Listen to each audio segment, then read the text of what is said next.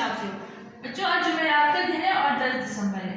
آج ہم لفظ کے کا استعمال پڑھیں گے. بچوں عام بول چال میں لفظ کے بہت زیادہ استعمال کرتے ہیں، تو اس لیے آپ دیکھیں گے کہ وہ کہاں کہاں استعمال ہوتا ہے. سوال ہے لفظ کے کا استعمال لکھیں. جواب کہ کسی بھی اسم کی ملکیت کو ظاہر کرتا ہے. مثلاً احمد کے پاس کتاب ہے، گڑیا کے بال سنہری ہیں. اب دیکھیں احمد اور پاس کے درمیان کا لفظ ہے کے.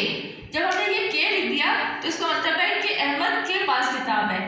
اگر ہم یہ لکھتے کہ احمد پاس کتاب ہے تو یہ جملہ نامکمل ہوتا، اس کی ملکیت سمجھ نہیں آتی کہ احمد کے پاس کیا ہے.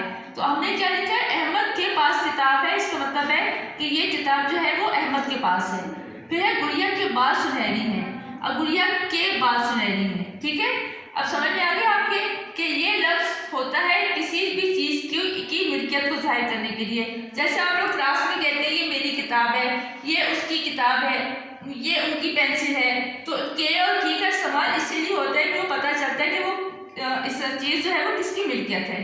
تو اب آپ کو سمجھ میں آ گیا ہوگا کہ لفظ کے کا استعمال ہوتا ہے کسی بھی اسم کی ملکیت کو ظاہر کرنا. یہ کام آپ نے کاپی میں لکھنا ہے اور اس کو اچھی طرح سے یاد بھی کرنا ہے.